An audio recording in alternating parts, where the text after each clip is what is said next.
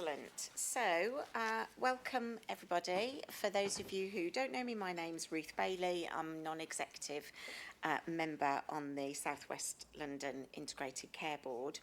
I'd like to welcome everybody to the meeting today. As mentioned at our last meeting, Sharon Cato has been appointed to the board as place member for Wandsworth, so welcome Shannon. And Jeremy D'Souza has placed Ian Dodds as place member for Richmond. Welcome, Jeremy.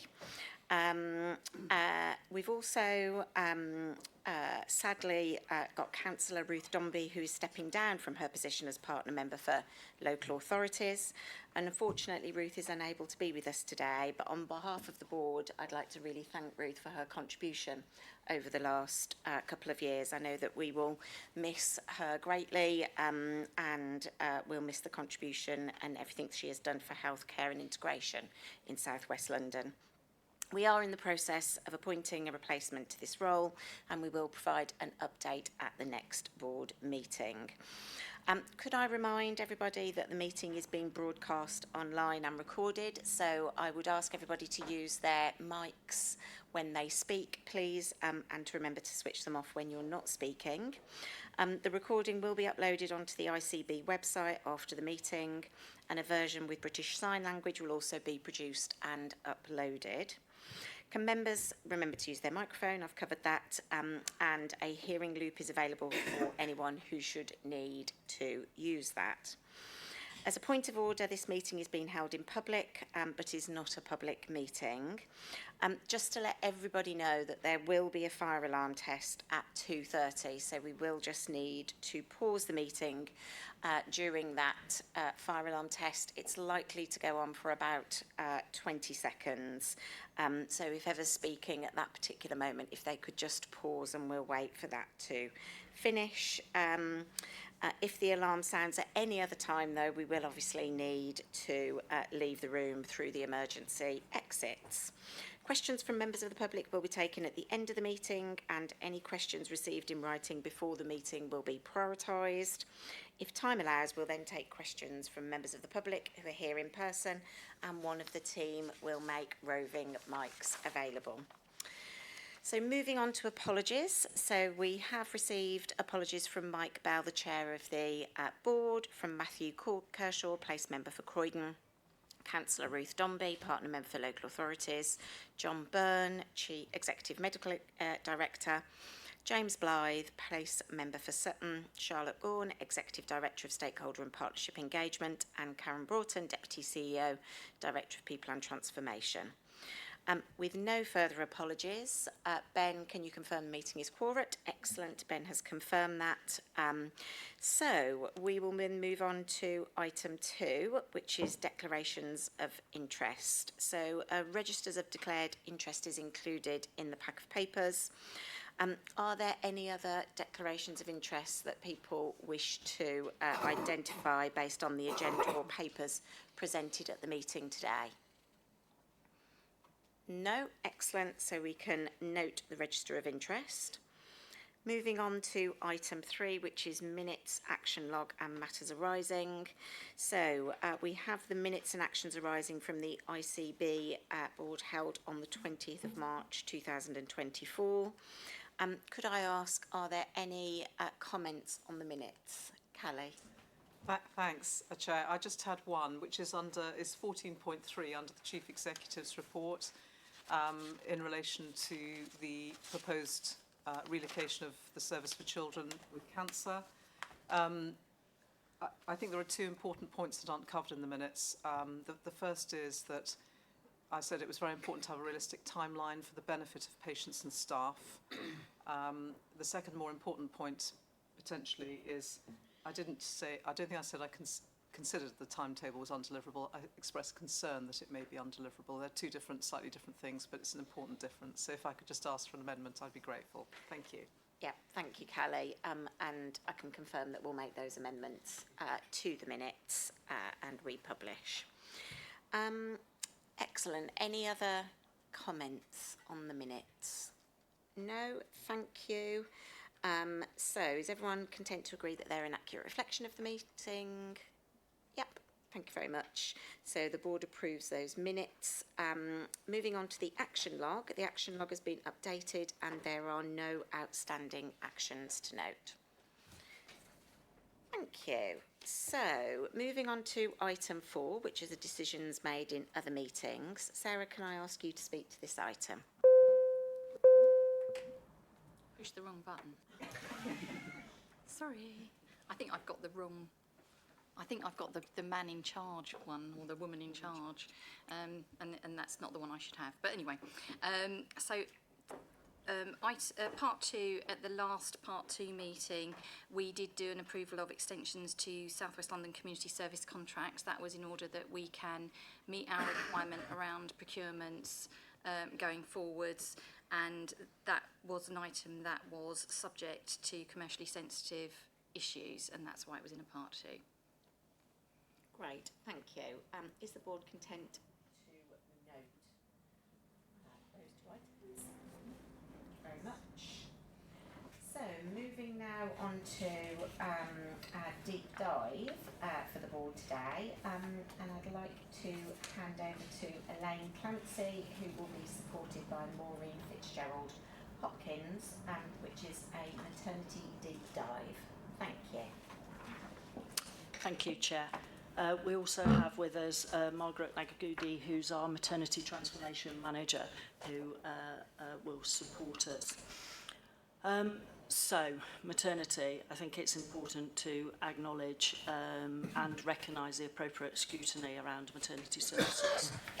And the plethora of reports in recent years, I think it would be important to say that we are all saddened by some of the stories that we hear, and in particular, many of those stories have been shared in the national media this week. They don't pertain to South West London, they pertain up and down the country, but I think it's important to recognise, and we offer our condolences to those families who've had a difficult time. There have been a plethora of reports over a number of recent years, Morecambe Bay, East Kent, Shrewsbury and Telford. More recently, we know that there's an investigation, an ongoing, in-depth investigation in Nottingham. And this week was the publication of the inquiry of traumatic childbirths. All of those reports have similar and upsetting findings in terms of the outcomes for different ethnic groups, respect for birthing mothers and their partners, a real need to tackle inequalities and to listen. In response to those reports, the NHS has developed last year and published a maternity and neonatal improvement plan and the women's strategy. This presentation is a little bit about how South West London is responding to those and our development. In 2017, in response to a Better Births report, local maternity services networks were developed, and here in South West London we have a local group, and last year that changed to a local maternity and neonatal service group in response to the neonatal and maternity issues. We are just going through a new phase and a change of our local LMNS with a change in leadership and a change in team, but you will see the delivery plan and the progress that the team are making with that. I'm not going to go through the slides slide by slide. I will take it that colleagues have had a look, but I think it's important to recognise that birth of a baby represents the happiest moment of many people's lives. Some families have experienced unacceptable care and trauma and loss, and with incredible bravery have rightly challenged the NHS to improve. The NHS 3-year delivery plan sets out to make maternity and neonatal care safer, more personalised and more equitable for women, babies and their families. And the delivery of this 3-year plan will require continued dedication of everyone working in maternity and neonatal services to support those families to improve the care and the outcomes and the experience. We in South West London have continued to work with community engagement across the maternity services with our core connectors to enhance that community engagement, to take practical actions to improve. We're rolling out cultural competency training programmes across the South West London maternity and neonatal services as part of the Equity and Equality Action Plan. and actioning on our service user feedback, and in particular reaching out to the core 20 plus population. The core connectors are working very much so with some of those groups, and joined up working is happening with the family hubs to engage with our local communities and populations. The improvement to tackle inequalities is where we're working with our core connector engagement programme, and looking at personalised care and the continuous care programme, in particular the continuing care services across South West London are working with the vulnerable groups, so they're not for all groups. They've focused on those populations that require that support. We're also involved in a health innovation network project to create awareness and increase the number of core 20 plus 5 patients who are engaging with services, and in particular we want to work with communities to engage in maternity services and that maternity journey, including at the preconception stage. And when board members, when we talked about the Women's Health Strategy and Women's Health Hubs at our last seminar, that's an opportunity to work with women and their families at the earlier stage. We know that the age group of women delivering babies is changing, it's increasing, which can increase the risks, and some of those risk factors include, you know, preeclampsia and those sort of conditions result in reduced outcome and experience for women. So the earlier that we can engage with our communities, we know that some ethnic groups don't engage in early maternity services and preconception services, so there's a lot of work working with that. We've talked about the CQC and the CQC inspections of all our maternity units across South West London, and the LMNS and the ICB continue to support our trusts, share learning from across South West London. Some of our trusts are involved in the National Maternity Support Programme, which has literally just started, but we will share that learning across with our other services across South West London. And you'll see in the slides the CNST, that was over a 5-year period, and pleased to report that all of our maternity services in South West London achieved what we needed to for year 5 last year. There's 4 units across South West London, maternity units, and that's both birth centres and obstetric units. Croydon and St Helier sit in the same comparator group with between 2,000 and 4,000 births. Kingston fall into the 4,000 or more births, and St George's is a specialist unit, level 3 NICU and neonatal surgery group. The slides talk about embrace and provide data for stillbirths and neonatal deaths, and for those deaths combined, it's useful for both commissioners of healthcare and healthcare professionals to know if these rates fail to reach either our local or nationally set targets for reduction, and health services and their strategies need to be in place to avoid preventable deaths. And that can be different depending on how and when the baby died. You'll see our data in South West London and some of the improvements that we're making with that. The next Embrace report is due in July of this year, where we will compare our data, and we were hoping to see a continued improvement in where we are.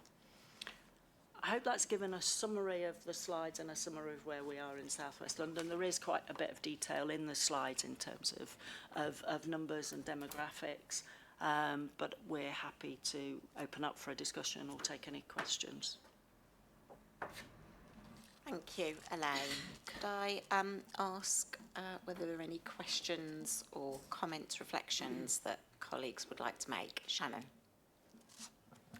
Thank you. Yes, it's just a reflection. Firstly, thank you for referencing the report that was published this week by the All-Party Parliamentary Group on listening to mums. The report has a series of recommendations, particularly around trauma, in terms of training to help the understanding of the causes of trauma and how they can be alleviated, as well as introducing trauma-informed practice. And I just wanted to ask whether that would be a consideration in terms of the plans that we have locally around that. Thank you. Absolutely, thank you. And I thought it would be remiss not to mention the report on Monday. Of course, that report landed on Monday, and the teams are scrutinising that report and working on where we've already started some of that work, or where we need to improve our work and learn from that. And we will do that. We're in the process of doing that over the next few weeks, and I would hope to see that in our development plan. You'll see in the slides that we've got our development plan and we've got our plan in place, but absolutely we need to take up the recommendations and any further learning that we've not addressed so far. Thank you. Sarah?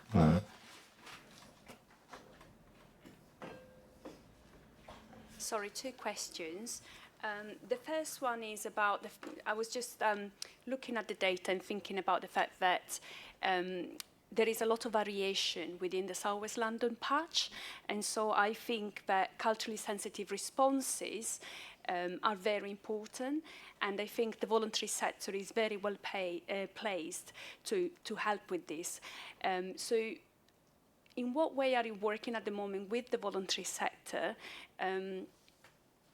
to make the most of this?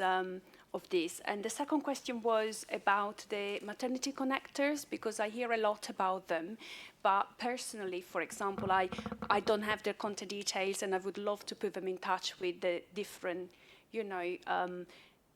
voluntary sector groups that work with under fives. So it was just to get a bit more maybe detailed information and contact details for the maternity connectors. Certainly we can happily share those details with you outside of the meeting so that you can connect. But the maternity core connectors enhance the community engagement to take practical action to improve maternity care access and the outcome, and in particular for the demographics that you've alluded to in the core 20+5 population. There's a lot of joint up working with the local voluntary sector groups and the family hubs to identify areas of concern to bring the NHS staff closer with the voluntary sector, because we know that the voluntary sector are the people that were working with the local communities, and they can identify and lead. And where we're trying to connect with those communities, the voluntary sector have been really helpful in working with us. There are different projects that we've got across South West London working with different groups. In particular in Croydon, the voluntary sector are working with the refugee population to ensure that they engage with that early preconception and early stage labour maternity support and care. Thank you. Alyssa? Just to follow up with that, I also have a two-part question. So the maternity connectors, can you give us an example of something in maternity service that has changed as a result of that patient engagement? And my second question is around the preconception engagement. How do you identify people who are at that stage? So to identify people at the preconception stage, that's very difficult. That's a very personal matter for people. What we need to do is raise awareness. So when I alluded to the women's strategy and women's health hubs, where women might be going in for contraceptive advice or women's health issues, that's a time where you can start to connect and engage with women in terms of, should you be thinking of having a family in the future? This is what you need to think about. It's very difficult to go out and identify people at the preconception stage. Particular examples, I'm going to look to my team and see if they can help me out here. Immunisation rates. So we have immunisation awareness. We're doing a lot of work. I say the co-connectors in our team on immunisation, and our immunisations rates are actually improving on that. And in pelvic health as well, women's pelvic health, we're doing some work raising awareness of the importance of pelvic health and perinatal mental health. So we've seen more women access perinatal mental health with the engagement through the co-connectors as well. They're raising the awareness of the importance. Thank you. Thank you. And I'll bring Vanessa in. That's great, actually. So perinatal mental health's already been raised. That's brilliant, isn't it? My job is done. But I guess it's just to note the really excellent work that we have across our maternity services with mental health services, and that collaboration that we've got that makes such a difference because of the mortality rate within for mental health services, but also just also to remind us all of the excellent board development session we had on women's health only a month ago, and the differences that can be made if we think about women's health across the board. I know maternity is really important, but it is only one part of our journey, isn't it, as women, that we need to take part on. Thank you. Thank you. I've got a couple of questions, if I may. So, in terms of the 2 CQC reports that we've got, there was a common theme around staffing levels. So it would be good to understand what work's been undertaken to respond to those recommendations. And then secondly, a lot of the reports that you've talked about, one of the common themes of them is around the culture in different maternity settings. Could you just talk a bit more, Elaine, about the work that you're doing under the third delivery theme, and particularly around the multidisciplinary working as well, which again is quite a common theme that comes out in terms of those reports. Thank you. So if I take some of those bits, some of those questions in parts, and I'll look to colleagues, in particular chief executive colleagues, who can talk about their own staffing arrangements. I think it's well documented that there has been a shortage in the workforce in maternity staffing, so that's not just across South West London, that's been up and down the country. I think the universities and the data that we have are starting to indicate that there are more young people going into maternity places, and when we look at student nursing and midwifery places, the midwifery courses are starting to be oversubscribed in terms of entrance. So of course now it's the direct entry into maternity. Back in my day, you had to be a trained nurse first before you went into midwifery. So that's changing. It's also changing that perhaps due to women's own experience of maternity, they choose to train to be a midwife a bit later in life. So there's a longer term plan as part of the workforce, long-term workforce plan to address some of those staffing. But I'll go to CEO colleagues who might talk about their local staffing issues.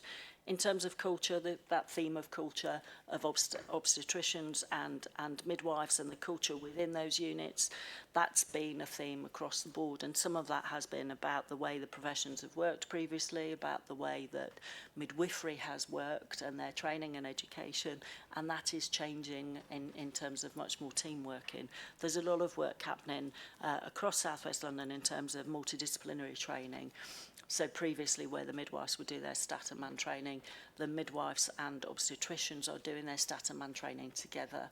And there's a lot of simulation training that now happens that's done more to professionally, because that engages in a different way and starts to build different relationships and work through those issues. I think Jacqueline was going to talk about staffing in particular, because I think you're alluding to St George's. Thank you, Jacqueline. No, absolutely, my pleasure. We have at St George's increased the staffing so that it's not quite where it needs to be, but it's a lot better than it was. We don't particularly have high rates of vacancies at George's, actually, and we've had no vacancies at Epsom St Helier, bearing in mind that Epsom St Helier is on 2 different sites, which actually means that we've had to put in more midwives in order to manage that, because we've got two sites that are quite small maternity units. When you put them together, they're a bit bigger. But we have increased that, and there's a lot of support going into the local leadership on the St George's site, as well as their issues around governance, which we sort of unpicked after the CQC had been in. But that's been really helpful. I think there is something that Elaine said that I wanted to just add a little bit more to, and it is this bit about when we trained, it was you couldn't do your midwifery, so you had experience elsewhere, and when you actually only do maternity, it's quite a confined culture that actually means that you get quite. I think that's why we get repetitive systems around that, and I don't always think it's down to staffing. I think it's down to leadership, and how people understand what good leadership looks like. So I think there is something, and I've made comments nationally to the national team around the Ockenden review was great, but it doesn't actually address how do we develop midwives into great leaders, because I think that is the bit that is missing, as well as how they work collectively with their obstetric colleagues. So I hope that's helpful and answered the question. So yes, we have increased. Thank you, Jacqueline. Sarah. So very interestingly, we did some work on what was our birth rate in South West London, mainly because of the perinatal mental health. And what we found when we looked at the ONS data is that we have now 21% less births in South West London than we did in 2016. So I wondered, how are we starting to feed in some of these demographic changes that we have in South West London into kind of the future planning? Because we could end up with a lot more midwives and a lot less births. I don't know what the demographics is expected to do over the next 3 or 4 years, or how that's supposed to work. We will need to think about, I mean, we've definitely got 2 undersized units, we know that in Epsom and St Helier, but we will need to think about, when we're looking at services going forwards, the impact of some of that demographic change on the way in which we deliver services across South West London. And that's quite a big change for us, not just in birth rates, but I'm also thinking about children going forwards. And, you know, schools are seeing, we know even now, the class, you know, they are not getting the number of children coming through as they were previously, and that's causing a problem as well. So we do need to think about that going forwards. And I just wondered if you had any comments on that. I know it's not in the pack, a bit unfair really, but it was just that we have recognised that. Yeah, thanks, boss. So I think there is work that we need to do in terms of looking at that and planning for the future and having a strategy. I think what we do know is the complexity of childbirth is more, and I think, as I alluded to in my presentation, we know that first-time mothers are older than they were generations ago, and with that makes an increased risk factor and more complexity. So that, in terms of our staffing and our workforce, it's not less births, so less midwives. They are more complex births, and it's managing that risk and working with it. But I think you're right. I think there is something that we need to look at going forward. Thank you, Elaine. On that basis then, are we content to note...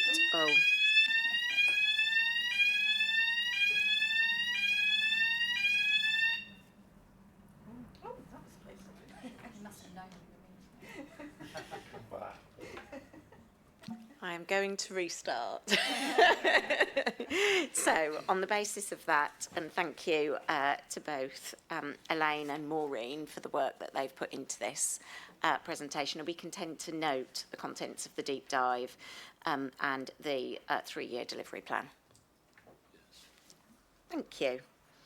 Moving on then to item 6, and this is the annual Freedom to Speak Up Guardian report, and I'd like to hand over to Ben to introduce the item, please. Thank you, Chair. And I recognise there are a number of people around the table who are well versed in FTSU across our provider colleagues. But as this was the first time, or is the first time, but we're bringing the FTSU annual report here, I thought I'd just spend 2 minutes going through the background to FTSU and running through the report.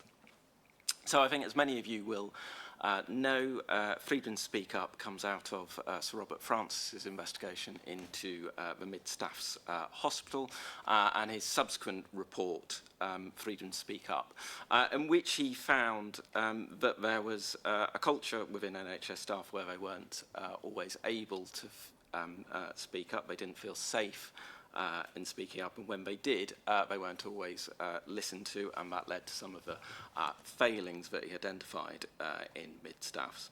So out of the Freedom to Speak Up report, he made 20 recommendations about building a speaking up culture within the NHS.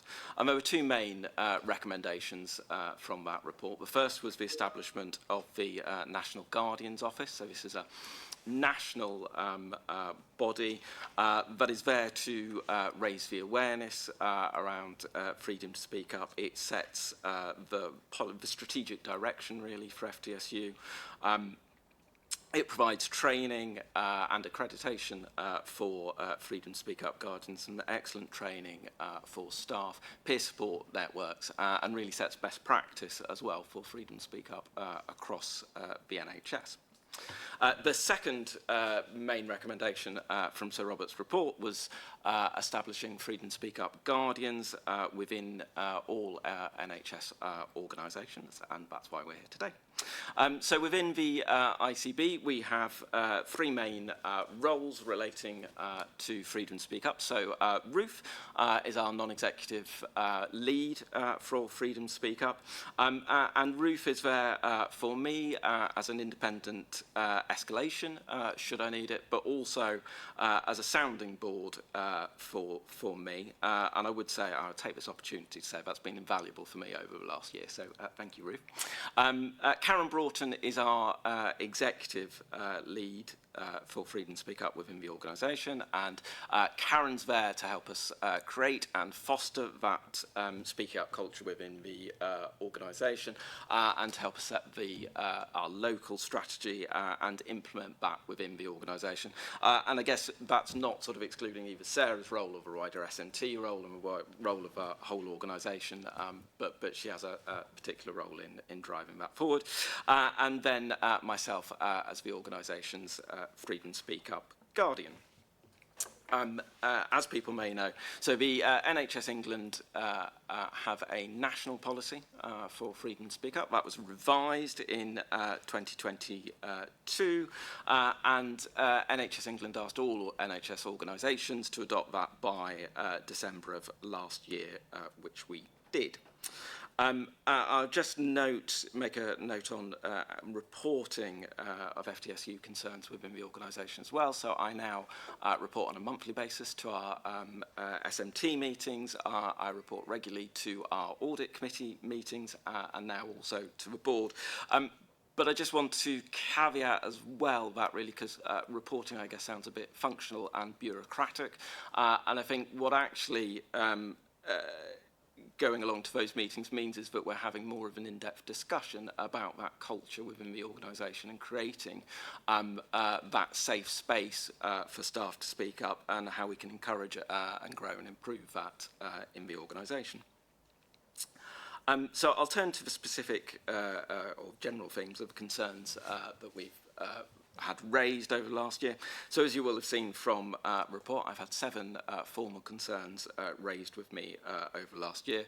And as I hope you'll recognise, given the small numbers of that, I need to be slightly careful in not identifying individuals. And it's also hard to identify any trends from those. But the general themes that have come out from those concerns have been around victimisation, bullying, harassment, and equality of opportunity. And I think if Karen was here, she would probably agree and recognise those were reflected somewhat in our staff survey as well. And so we're taking a joint approach in both addressing them through Freedom to Speak Up and through specific actions that we're taking forward as part of our action plan for the staff survey this year. All of those concerns have been responded to in a timely manner over the year, and we currently have no open concerns at this point. So I'll just spend 2 minutes on next steps and the plan for this year as well. So we're just about to launch an all-staff survey on FTSU, really to understand better the barriers that we might have in this organisation to speaking up. So again, as people recognise, there can be a multitude of barriers that stop people speak up, whether that's trust, whether that's the position of people, whether it's a number of demographic factors. We hope to understand that in a bit more detail, and then I'm sure there'll be some learning and actions for us as an organisation as we move forward, again, in trying to create that safe space culture within the organisation. We continue to roll out the national training in the organisation, and for anybody who hasn't done it, I can thoroughly recommend it. I think it's really well done, very clear, and it only takes you, I think, an hour and a half for all 3 modules, so I can thoroughly recommend it, and you can do it in bite-sized chunks. And then finally, we are just finalising our self-assessment around, so this is a real sort of introspective look around how we manage freedom to speaking up within the organisation. It's a number of questions that come down from the NGO, really around that best practice and where we might be able to improve and develop our speaking up culture and offering within the organisation. So that was all I was going to say, but I was also going to just hand over to Ruth to see if you wanted to say anything, Ruth, in your non-exec capacity on that. Thank you, Ben. I think just want to recognise all the work that Ben's put into this over the last 12 months, both in terms of strengthening the kind of framework and governance around freedom to speak up in the ICB, but also in terms of handling some very sensitive speak up issues which have arisen, and other board members have also contributed to that in terms of trying to find positive resolutions to some of those issues that have been raised. So big thank you to Ben for all of his work on this, because I think it is significantly more robust than it was 12 months ago. So, any questions or reflections from the board? Callie? Thanks, Ruth. Thanks very much, Ben. It's a really helpful presentation and paper.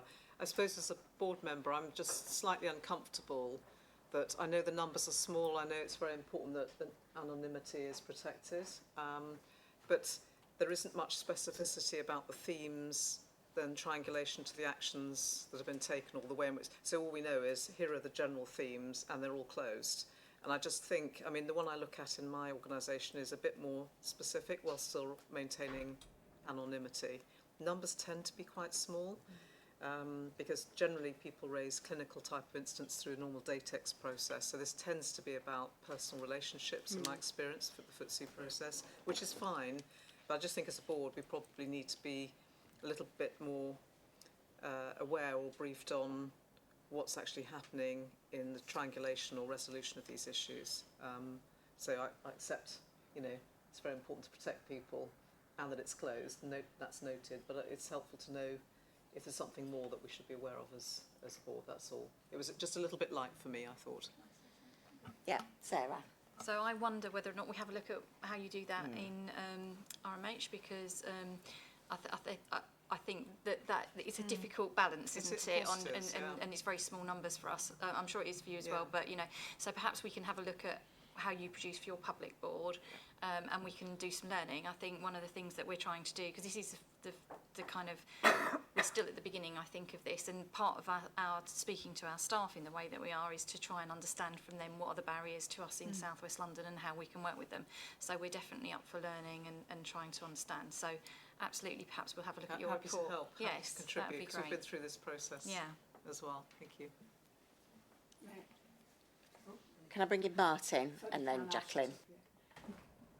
Thank you.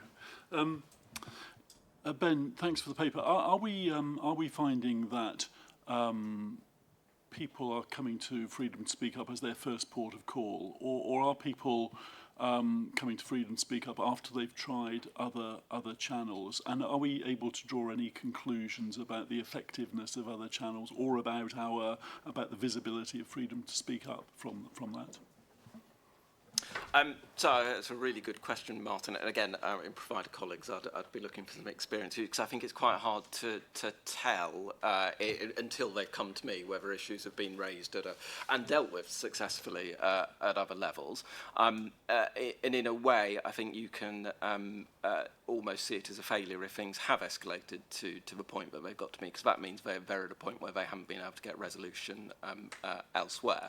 And certainly the guidance and best practice really around speak up is it's that culture within an organisation. I should be able to speak up to anyone in the organisation, whether that's my line manager, my director, or whoever, and get resolution at that level. I think those that have come to me have found that they haven't got the resolution that they were hoping for, or haven't been listened to, I think, in the way that they've been hoping for. And I guess to Callie's point, and I've been trying to formulate ways of giving you more detail without too much specificity. I think one of the things we've identified as a development area for our organisation as a whole is being able to have those difficult conversations at all levels in the organisations and to equip line managers with the tools to have those conversations and deal with them the right way. And I think part of that, and we're looking at this, aren't we, Sarah, in the sort of phase 2 of the organisational development, is actually understanding our policies and having the confidence to work within them and interpret them in the right way. And I think part of what I see a lot of the time is that people don't have that confidence a lot of time and potentially then dodge the issue and it escalates a bit. Jacqueline. So I think in provider land, it's a well-worn path for freedom to speak up. So, you know, there's years and years of experience of getting it wrong and right. And I think the bit that becomes really helpful is when you put that bit of data, and I think Callie mentioned the triangulation bit. So things like the staff surveys are a really good place to triangulate it with, isn't it? And I think to Martin's point, whilst it is helpful to understand whether you've been the place of last resort, it doesn't really matter equally, I think, because what you want to do is make sure your staff actually feel there's been some resolution. Whether they agree with it might be a different matter, but the bit is that you've got some resolution and you've managed to document that and there's clarity on it for that individual or that group of staff about what's happening. So, you know, I'm sure, like most A&Es, you know, mine have risen concerns about freedom to speak up because of the issues we all know we've got in our EDs. And the important thing is that listening and then them seeing some action. But also you want to know whether there's some leadership issues locally, don't you? That actually, that's where the staff survey and other surveys, whether it be, for us, DATEXs or complaints, actually you begin to triangulate. So I find your passion for it is very clear, Ben, so thank you. But it's a really important piece of all of our governance around ensuring that what is happening in your organisation actually is understood and that we know the actions taken to rectify it. Ben. I think that's dead right, Jacqueline. And I think, so we're in the process of going through this year's staff survey and formulating our action plans about this. And I can think we can absolutely say, you know, there are staff who do not feel it's safe to speak up in this organisation and we need to work on that. And then the survey is, and I've been working with Charlotte on this, and it will hopefully go out in the next couple of weeks, is really going to try and work on what those barriers are and what is stopping people speak up, and whether that's to line managers or whatever. And I'll be very open on whether that's to me and my position within the organisation, and also myself as a white middle-aged male. Sarah told me off for calling myself middle-aged the other day.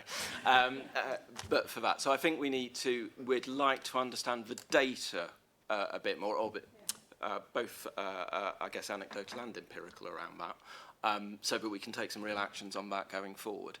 So we're going to that, and Sarah's made the commitment certainly into SMT, but I'm going to take that back. And I think to Ruth's, but one of the things I didn't say, and to Ruth's point, I think really the last year really has been about embedding this in the organisation and setting the foundations to this. When I took on the role, we said we'd do a review in sort of 18 months' time to see where that's coming from. So we're getting to that point now where I've been in the role for a year now. I think if we can take that data and bring it back to certainly to SMT and if the board, if they want us to, about recommendations for where we should go next with it. Thank you. So I'll just add something in terms of what Ben has said, because I think that part of what Ben and I talk about when we have our monthly meetings is some of the themes that are coming out.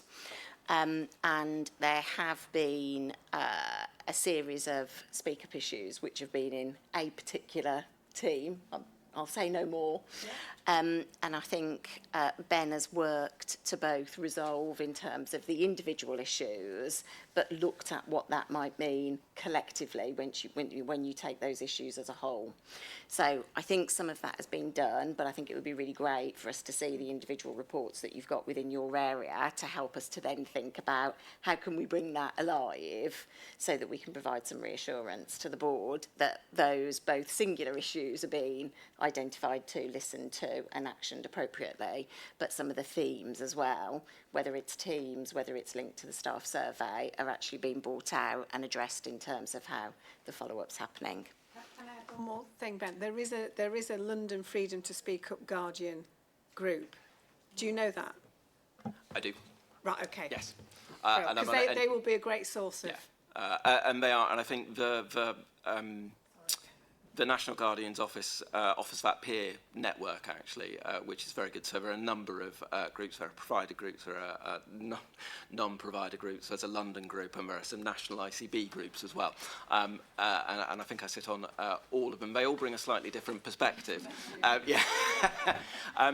Which is very good. And the National Guardians Conference this year, again, bringing some of that best practice and learning. So I think there's a lot we can learn from other people. Right, yeah, I've got, yeah, don't worry, I've got Vanessa and then I've got you, Mercy. So the fact that we're having the conversation is really positive, isn't it? Because we wouldn't have been. When we first received the Countess of Weir investigation review case, we agreed that we were going to look at the themes and trends across South West London, I think, from our Freedom to Speak Up and use that information.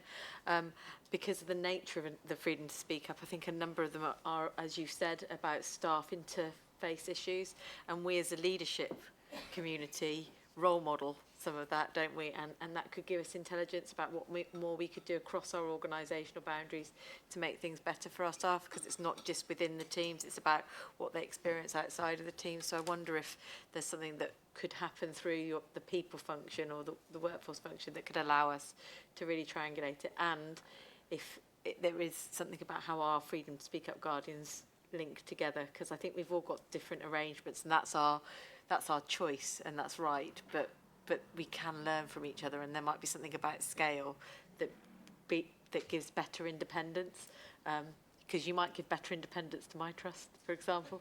I do have an independent guardian, but you know, it's just a thought. Thank you. Mercy. So I'm the independent non-exec member for Freedom to Speak Up for the Medicines and Healthcare Products Regulatory Agency. So a couple of suggestions. The way that I ask for reports, and you probably do this as well, is linking the staff survey to this, so I can see the trends and seeing are people becoming more confident. So I think that it's the trend that I think you need to look at. And the other thing I do is that I do kind of an annual kind of raising awareness thing, so that people know that there's an independent person as well. So if they don't feel confident going through the staff structure, they can come straight to the independent person as well. I haven't had anybody come straight to me, but at least they know that I'm there, and people are aware of that too. The other thing is that the annual report on Speaking Up also goes to the Audit Committee too, and I always comment on that, and I'm sure you do too, Ruth, as well. So I think all those kind of different ways of governance kind of helps. So just before I bring Ben in, you'll be pleased. Well, I have had people come to me directly, so that's been good. I think it shows that we've got the right kind of levels of people understand who they can go to. So I think that has been positive, Ben. I think, again, we're on that journey, and so I'm not trying to repeat myself, but going back, I think this is the first year of really trying to set the foundations about. We've done a number of awareness initiatives over the last year. So we've done some regular updates in our Team Talk, which is our monthly exec director briefing to all of our teams, and we do that quite regularly. I do regular pieces in our daily comms, which is exactly what it says, which goes out to all staff. I've gone along to some directorate meetings to talk to them about Freedom Speak Up in general and how we work it in the organisation.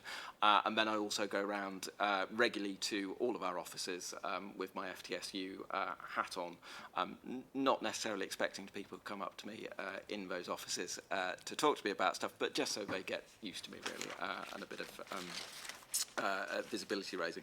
And I think I'll continue to do that, Mercy. If I just go back to Vanessa's point, I think we've started to look about some of the trends across southwest London. I think there's more we can do to that. I have to say, it was quite difficult to try and do a comparison between non-provider and provider issues. But we looked across the numbers and some of the trends across southwest London. I think there's more we could do there, and I'd be very happy to bring something back. We did also do a piece around ICBs across London and across the country around the themes and the numbers.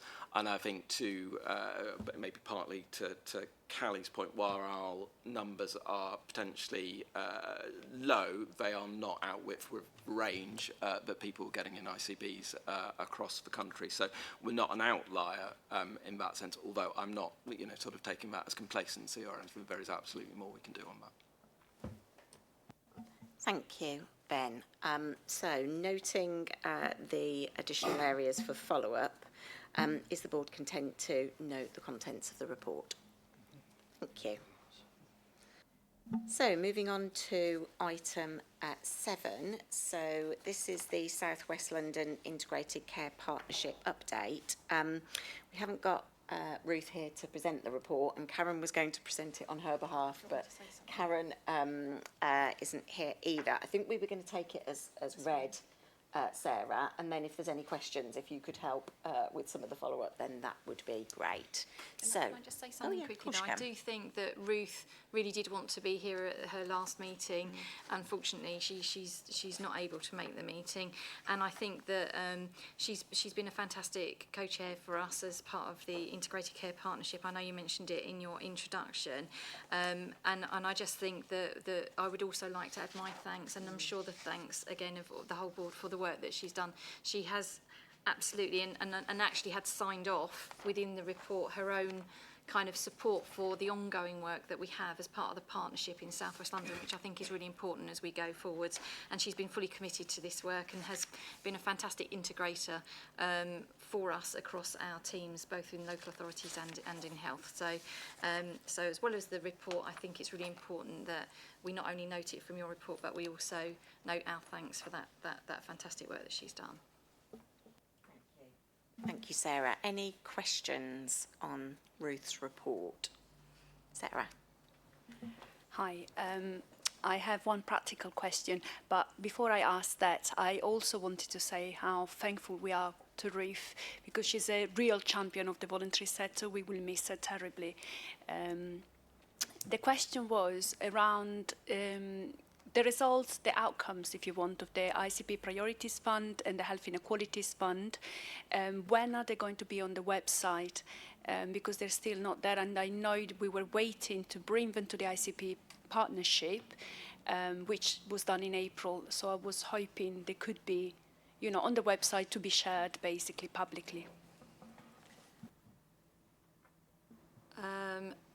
Let me come back to you, because Charlotte isn't here today, and that's more of a when are we publishing? We've published the report, I think, through the board papers, so it'll be on through that process. So it's actually on there in that respect, but it's not separately shown, is what you're saying. Yeah, it's, you've got a page for the 2 funds, and so the information in there. Let me take that away if that's okay, and just you. check that with Charlotte about when it's going on the website. Thank you. Any other questions? Okay, on that basis, are we content to note the report? Thank you. So we are now going to move through the board committee update reports. So I am going to come to Dick first, I believe, to give us the Finance and Planning Committee update. Thanks very much, Ruth. Met on 23rd of April. The main business of that Finance Planning Committee was actually the operating plan that we were discussing earlier today at the stage it had reached at that point. So the only thing I'd add in the previous discussion is our challenge continues to get larger since our break-even deficit for 24/5 is larger than last year, and of course behind that there's a hugely ambitious savings plan which does point to issues that have not surfaced publicly yet, but I suspect will do in the next 12 months. Stop there. Any questions for Dick? No? Helen, moving on to you then to give an update on finance. Thanks, Chair. So I'll take the paper as read. So effectively within the paper it outlines the draft unaudited year-end position for the ICB, which is a surplus of 2.5 million in line with the plan for the year, and also the draft position for the wider NHS system, which is a £5.8 million surplus against the plan that we agreed with NHS England. Also on a capital position, as at month 12, we managed to secure the £32 million that we agreed with NHS England to move forwards for the timing difference between the asset sale and the build for Springfield, for Tolworth even. And we had an £11 million underspend against our IFRS 16 CEDAW, which was only allocated out to the system mid-year. Obviously, IFRS 16 CEDAW is a new thing, and so actually we're still working through with NHS England how it is allocated and what it is there. But we recognised that we were going to be £7 million underspent at month 11, so that was redistributed to the rest of London to support them in their CEDAW requirements, so it was utilised elsewhere. Thank you, Helen. Any questions for Helen? No questions. Thank you. So, Mercy, can I hand over to you to give the update on the Quality and Performance Oversight Committee? Yeah, so I'm happy to introduce this. So the committee met on the 10th of April as the new Quality and Performance Oversight Committee. So under our new format that was agreed at our kind of last board meeting when we reviewed the terms of reference. So I only want to highlight a couple of things. We had South London and the Maudsley Mental Health Trust talking about improving flow and reducing out-of-area placements in Croydon, because previously we'd looked at the rest of southwest London, so that was the bit that was missing, so that was really good to get an update from them. We looked at how community service model of care was progressing, because we're trying to look at a standardised model of care for community services. And we also did a couple of deep dives, one on the urgent and emergency care, and one was focusing on primary care quality, and Nicola was able to present on that. So that's all I wanted to say about that. And of course, Elaine and Jonathan can talk about quality and performance that we discussed in more detail. Excellent. So, Elaine, shall I bring you in to talk about the quality report? Thank you, Chair.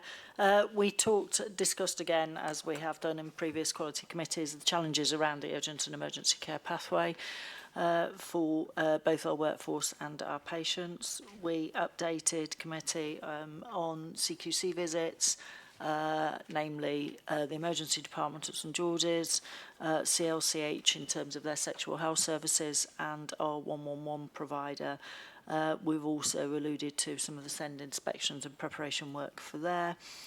We've talked about the IPC rates, infection prevention control rates, across southwest London, where trusts and providers have continued to be challenged in terms of COVID, and norovirus in particular, and then some other specific infections that the teams are working on in various units across southwest London. We've talked about Martha's Rule and the implementation of Martha's Rule, and that some of the South West London trusts have put themselves forward to be on the pilot. We know that most of the South West London trusts have asked to go on the pilot. I think we know of one trust that's probably been told that they are on the pilot. We don't know the rest as yet, but we talked about Martha's Rule and implementation and how we will do some shared learning across South West London.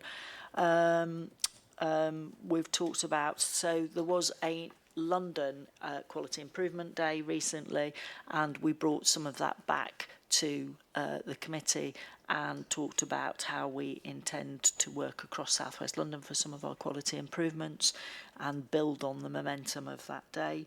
An update on CQC and engagement and the new framework. And then we've talked about the ongoing transformation for our continuing healthcare service and some of the challenges we have around that. Thank you, Elaine. Can I open it up for any questions for Elaine, please? Jacqueline. Can I just ask a little bit about Martha's Law? So in order to do that, I think it's about depending really on your critical care outreach teams. I might be wrong, but that's how we have interpreted it, to actually be responsive when people are raising concerns and wanting a second opinion. But in one of my organisations, we haven't got a 24/7 critical care outreach team, and if we put one in, it costs a bit more money than maybe we've got. So there's a bit here about how do we flex, how do we think about implementing that in the spirit of the guidance rather than to the letter of the law? So I think many trusts have interpreted it that it's the critical care outreach team, but that doesn't necessarily have to be the case. I think that's been a natural sort of way that people have leaned towards. Elsewhere in the country, that's not what they're doing. I think that's why some of the pilots will look at different models of implementation of Martha's Rule, because I think you're right, and I think the sum of money that may have been offered in some of the pilots is probably not conducive to a critical care outreach team 24/7. Sarah. I wonder if there's an opportunity for us to work across South West London on some of this. So it's great to pilot within individual organisations, but actually we could offer opportunities across organisations to work on this, because actually that also gives a level of autonomy to that kind of decision, which patients and the public would, I think, perceive in a very positive way.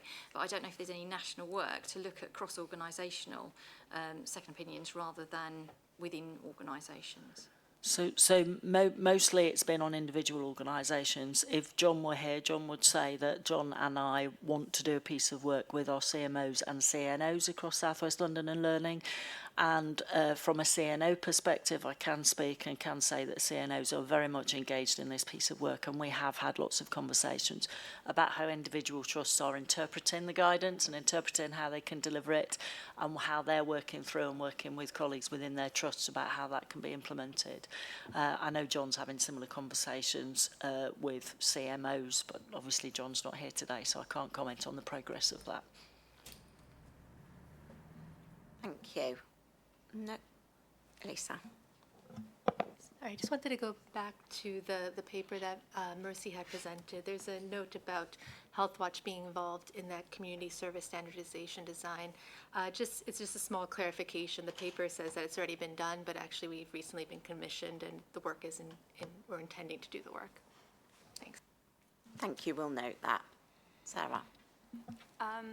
Just a question about the community services model of update.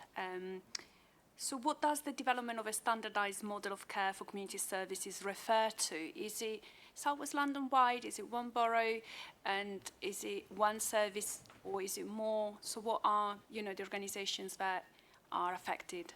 I'm going to ask Sarah. Yeah, so we're doing a piece of work because we believe across South West London that every part of the population that accesses our community services should receive a minimum standard of care for through community services. So, but we also recognise that there are differences in boroughs depending on their demographic and the needs. So what we're trying to do is we're going to try and do both. So we are looking at having a standardised model for community services across South West London, which does not talk about who should deliver that. It's about the sort of specification of care that will be received by an individual. And we're saying that you should all receive a minimum standard of that care. Then we're saying there will be differences in boroughs due to the demographics, and we will have a borough level piece of work that will say, and these are the differences, and this is why you would receive something slightly different in this area, but you'll still receive the minimum standard, but you might be receiving something additional in Croydon because of the type of demographic that you are and what the need is. And then what we will do is also we're working on that as a flexible model, because what we're doing is working on a fully integrated model of primary community social care across South West London, and at some point in the future we may want to flex that contract to be able to deliver that. So we're hoping to deliver everything through this process, which is obviously not easy, but what we're doing at the moment is, because we've inherited kind of 6 different models from previous organisations, and what we're trying to do is make sure there's some kind of alignment so that people have an expectation of the care that they will receive, as well as allow that kind of local flexibility where it's absolutely necessary and the right thing to do. Thank you, Sarah. Mark? Just going back to Elaine's report, it references the thematic visit in Wandsworth, and I just wanted to say that that's now been complete. But it's really important for us to recognise that Alison Stewart, who's in Elaine's team, is bringing together all the 6 boroughs' DC designated children's officers to make sure that we learn from these reviews and inspections, and that actually we share good practice. So I just wanted to call out Alison for that. Thank you. So, Jonathan, can I ask you to introduce the performance report, please?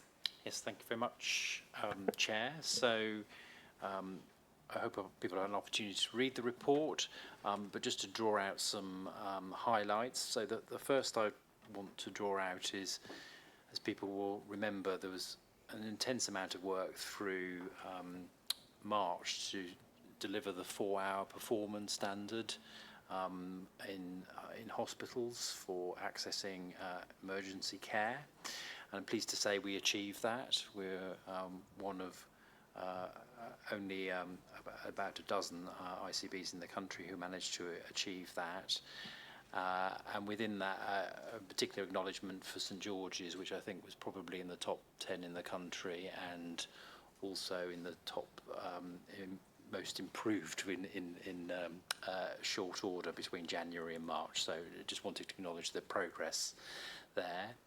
I also wanted to acknowledge the progress at a critical point in the year around the virtual ward utilisation and making the most of that resource with 92% occupancy in March, which was the highest utilisation in London. The progress we've made on mental health, annual health checks for people with serious mental health issues, now delivering 74% against the national ask, which was at 65%. That's the second highest in London, so some real progress there. And on cancer performance, that remains strong against all the key domains and is the highest performing in London. So some things to really acknowledge and celebrate as we reach the end of the financial year, I think, there. But also just to call out a couple of challenges. Whilst it's either us or Gloucestershire that tend to be the ICBs in the country with the fewest long elective waiters, and we continue to be in a very strong place in comparison with everyone else.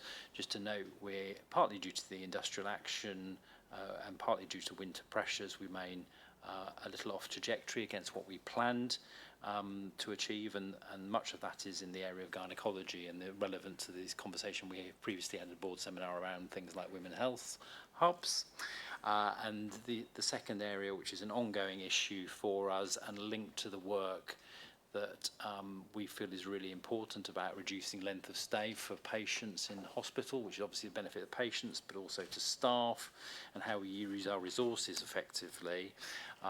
The position around 12-hour waits in emergency departments, which remains an issue for both physical and mental health patients in our system, and is an ongoing area of work and focus at these times. So I'd call out those successes and also those challenges, Chair. Thank you. Any questions on the performance report? Shannon? It's not a question, it's just an observation around the childhood immunisations, and whilst acknowledging the excellent work that's happening in southwest London to try and improve uptake rates of MMR, and the fact that southwest London has got higher rates of childhood immunisations than the rest of London, it's worth acknowledging that the immunisation rates for London, particularly for childhood IMS, are lower than the targets that they need to achieve to protect vulnerable groups, and also to acknowledge that this is set in the context of a measles outbreak at London level that is also affecting some of our boroughs. Thank you. Thank you. Really good point to raise. Any other reflections or questions? No, thank you. So, Martin, on the Audit and Risk Committee. Yes, thank you. So, Audit and Risk Committee met on the 28th of March. We looked at an early draft of the annual report, commented on some of the messaging in it, but particularly looked at the timetable for producing the annual report and accounts. And we'll be looking at the next version of that, or another version of that, at our next meeting, which is the 11th of June. We reviewed the Board Assurance Framework and the Strategic Risk Register, and associated with that, we had a really helpful deep dive review with Elaine on quality risks. And I know the committee found that really helpful in understanding the risks that relate to quality on the Strategic Risk Register. We've also requested a deep dive into cyber risk for a future Audit and Risk Committee meeting. We received the annual report and annual opinion from our internal auditors, RSM, and their annual opinion was for reasonable assurance, which is the second tier of assurance on internal audit. And up to that point, that was based on 4 specific audits that individually were at reasonable assurance level, and 2 audits that were at substantial assurance level. We also received the external audit plan from Grant Thornton, and that'll of course dovetail with the annual report and accounts work that I mentioned a moment ago. And we had the annual report from our counter fraud team, and approved the counter fraud functional standard return, which has been submitted, which essentially gave us a green review on all counter fraud activities. Happy to take any questions. Any questions for Martin? No. Okay, thank you. So that then leaves me to update on the Remuneration and Nominations Committee, which met on both the 22nd of March and the 4th of April. We've been meeting fairly regularly to receive and scrutinise progress reports on the ICB's Management Cost Reduction Programme. That has both looked at what we're doing in order to minimise the number of potential redundancies that come out of that cost reduction programme. So looking at the work that's been in hand around seeking suitable alternative employment. We've also looked at the equality impact assessment, and at the meeting on the 4th of April we signed off the business case that needs to be submitted to NHSE on potential redundancies, but that was on the basis that there was further work to do to reduce the potential redundancy risk that might occur. We've got a further update, Mercy, due this week, and we'll continue to keep a strong oversight over that whilst we wait for the business case to come back from NHSE. I don't know if there's anything else you wanted to add, Sarah, on that. No, oh, it's in my Chief Exec's report. So. Excellent, okay. Any questions on that update? Thank you. So, on the basis of those updates provided, is the board content to note the reports? Agreed. Thank you. Moving on then to item 9, Chief Executive Officer's report. Sarah. So just picking up on that theme, so there's a report in here about our management cost reductions. I would like to thank all of our staff and our managers across South West London. This has been a significant change, 30% reduction. You can't make a 30% reduction in what you are doing without having an impact on staff, and we recognise that there are still a number of staff that are impacted by this change. We have a number of people that are currently at risk, and we are looking at how we work differently across South West London in order to achieve what we need to do as an organisation with 30% less staff.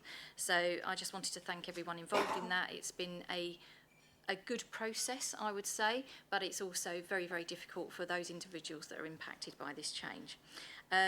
What I would say is that we are looking very carefully at how we look at a phase 2, which I know Ben mentioned in his update about how we support management and teams across South West London in a new and different way of working going forward. So we're starting that work with SMT, with our leadership forums and with our staff. So that will be ongoing over the next few months, and we will bring back an update on that to the June seminar to the board.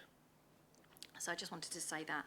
On operational plans, just so people are aware, we talked about the operating plan for this last year, and we are still in the process of agreeing the operational and financial plan for the current year, which is from April 24. We only got guidance out at the end of March this year, and we are still in a process with NHS England to confirm our position and our planning. So we will hopefully be able to, at the next board, bring back the finalised version of that. But you've already seen through some of the reports kind of where we are and how we're progressing with that, but just to highlight that to people. And then my final one was just to flag the annual general meeting, which we have a date in the diary. I believe that we're meeting in Central Wimbledon in the Everyday Church. Everything is on the website, so I would encourage people to come along to meet with us on the 30th of September. Thank you, Sarah. Any questions for Sarah on the Chief Executive report? No questions, so I'll be content to note that report. Great. Thank you very much. Final item, is there any other business? No? Excellent, thank you. I will then officially close the meeting. So, moving on to public questions. So we've had one question by email, and I'll note that there's one question from people who have attended the meeting in person. So if I take the question by email first, so we've received one written question from Indrajit Patel from the Tooting Pharmacy Practice regarding changes in NHS earwax removal and hearing assessment services by South West London. Indrajit noted the hugely successful pilot project where patients of GB practices in need of hearing assessment and earwax removal were promptly referred to one of the 20 community pharmacy teams trained for this service. Indrajit had three questions. If the above pilot has delivered its outcomes in a first-class manner, what are the reasons why it's not ongoing? Secondly, if the pilot helped to reduce health inequalities, are we heading for worse outcomes? And thirdly, we have a trained workforce in community pharmacy who have worked very hard to deliver a top service. Can they feel hopeful? And I'm going to ask a combination of Jonathan and Mark to respond to this question. Thank you very much, Chair. And thanks for the question from Injurit. So the first part of the question was about the pilot having delivered first-class outcomes. Why was it not ongoing? So Injurit is right to say that the pilot that started in September 22 was as a pilot for hearing health was funded by NHS England, will not be continuing. The pilot project took place, just so board members are aware, across 20 pharmacies in Merton, Wandsworth and parts of Richmond. Appointments were offered to patients for hearing checks and then also for microsuction of earwax removal. So the evaluation that took place did acknowledge the high quality service provided and that it was highly valued by the patients and clinicians involved. However, regrettably, it will cost the NHS in South West London over £1 million each year, which we cannot justify or prioritise in the current financial climate that we're operating in. We have worked hard to find a new funding source for the pilot when the original funding came to an end. From within our existing resources, including we're working with the acute provider collaborative to look at ways of reducing provider trust contract income to offset the reduced volume of patients who need to go to hospital for these ear-related health issues. However, after doing a great deal of work in that space, we've collectively concluded that the savings generated do not match the costs that will be borne by the service that is in place through the Timber Health pilot. So regrettably, we've made the decision not to continue beyond the length of the pilot period. We remain very grateful to all those who took part in the pilot, which was a successful pilot, including all the local pharmacies that took part in it. And we're very keen to build on the learning from that pilot. And indeed, we've actually established an audiological clinical network, which we have asked the acute provider collaborative to lead for that very purpose of taking forward the work through the pilot and thinking through the next stages of it. So I felt, given the nature and the importance of the question, quite important to give a forthright and full answer to it, so hopefully that does so. So the second part of the question was, if the pilot helped to reduce health inequalities, are we heading for worse outcomes? So the question obviously relating more to Merton, Wandsworth and Richmond, because that's where the pilot took place. And as part of the decision making, when we were reflecting on the outcomes of the pilot, and also to Sarah's earlier point about ensuring minimum standards of service across South West London, we did agree to fund extra services at local GP practices, working together with the local federations and the primary care networks, if that's deemed the right way forward at local level. And there was a funding commitment equivalent to £64,000 indicated in relation to that. As well as that, the ICS has asked the newly established audiological clinical network I referenced earlier to review the end-to-end patient pathway for ear health to make sure that we capture the learning and innovation from the pilot project and review what ear health care is provided from pharmacies, from GP practices, from hospitals and indeed on the high street. Through this route we can ensure that the learning from the pilot is built upon, and we will continue to seek to minimise health inequalities as a result of the learning from that and the work we're doing across South West London through that clinical network. So that's the first two elements of the question posed, and I'll hand over to Mark to respond to the last point. And just thanks, Jonathan. And just to say, just in terms of can community pharmacists feel hopeful? So we've the board will know that we've had delegated commissioning responsibility for community pharmacy since the 1st of April 2023. And since that time, we have 287 community pharmacists in our patch. 255 are now delivering blood pressure checks, 136 are delivering contraceptive services, as well as smoking cessation and preventative services as well. And within the new National Pharmacy First programme, 96% of our community pharmacists have signed up to that programme to deliver services across 7 common infection pathways such as sinusitis or earache. So we're absolutely committed to making sure that community pharmacies are part and parcel of what we're delivering in terms of our integrated neighbourhood teams, and we're doing that at both a South West London level and also at a place level. Thank you for the comprehensive answer to that question. I'd now like to turn to questions from members of the public. So, Wendy, should we just get you a microphone and I'll ask you to ask your question? Okay, so I'm referring to 2 of the ICB core purposes. I was in court last month and I told the judge that I hallucinate, I hear voices, but I'm not ill and I don't take psychiatric drugs. The reason I was in court last month was because Hackney Council decided to take me to court to remove me as my friend's nearest relative. I don't believe that I'm eligible for legal aid, so I represented myself. Hackney Council was represented by a barrister. From the limited research I've done, barristers earn about £400 an hour. So I'm reckoning the whole process probably cost the public purse £5,000 to £10,000.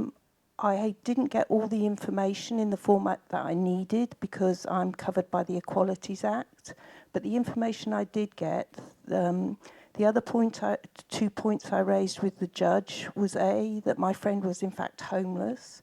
So as their nearest relative, I was in a very difficult situation because do you agree that someone should be Section 3'd under the Mental Health Act, knowing that they've got nowhere to go, or don't you agree? So I said I really couldn't make an informed decision based on the information that I had. I'd asked Hackney Council whether they had a housing first policy, and I told the judge that Andy Burnham in Manchester, as part of his manifesto, was that he would have a housing first approach in Manchester, and he would that was part of his manifesto. The judge, while acknowledging that homelessness was a big problem within mental health and within the legal and within the justice system, he said he wasn't that interested. And it was decided that the head of adult services should be my friend's nearest relative. I said, well, if that person can deliver better outcomes from my friend, then obviously that's would be the best way forward.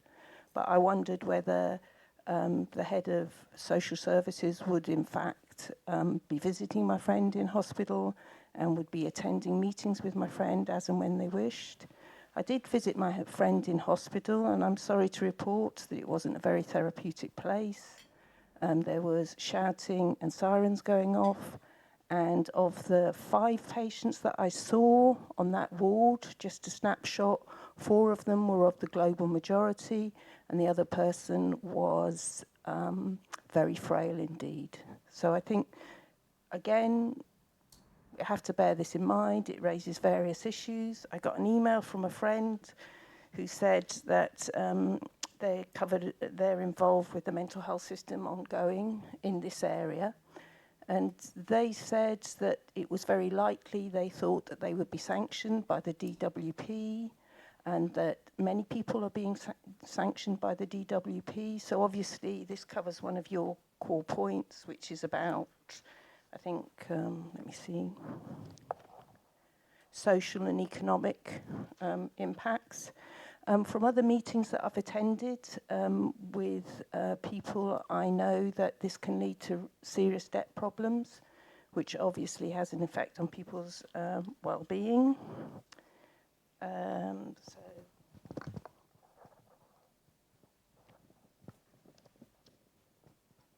I still haven't heard anything about a meeting with NICE with regards to electroconvulsive treatment.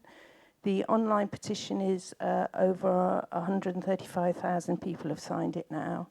So I think we do need to move forward on electroconvulsive treatment, because we do need to recognise that the World Health Organization and the UN late last year called to an end to coercive practices in the mental health system. We know that electroconvulsive treatment is coercive because we know from the freedom of information requests that we've received that many people don't consent to electroconvulsive treatment. And we know that there's a strong indication that it's a sexist practice. Yesterday, I was at the King's Fund and I spoke to the CEO of Navigo. And Navigo is a social enterprise organisation, and I think that I think that the ICB should think about social enterprise organisations which are obviously more equitable. Wendy, thank you for sharing your reflections and the story. Anything in response? Vanessa? So, Wendy, I'm really sorry to hear that your friend is so unwell and is still in hospital. And I'm so. Oh, she's not. Okay, that's good. I think you raised some important points around how people who when they're detained under the Mental Health Act get the right levels of advocacy to have their rights known and thought about.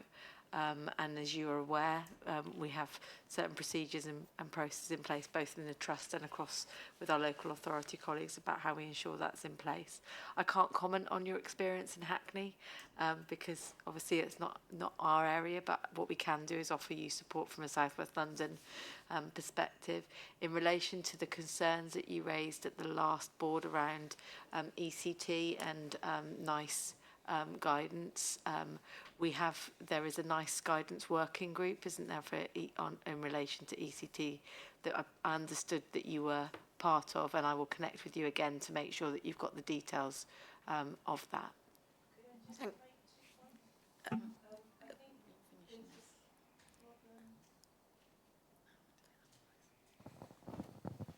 It's something that I raised at the King's Fund yesterday. There's a problem that and I think people were referring it to, we get into a pattern of behaviour.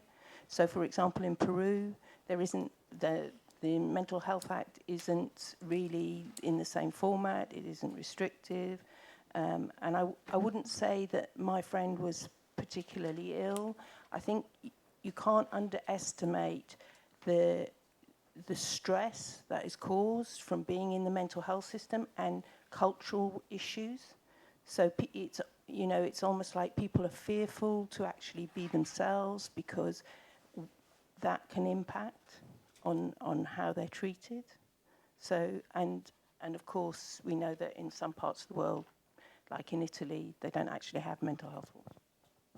Thank you, Wendy. Do we have any other questions from the public? No? Okay then. Thank you very much to those that have attended today and those that have contributed to the discussion, and have a good afternoon. Thank you.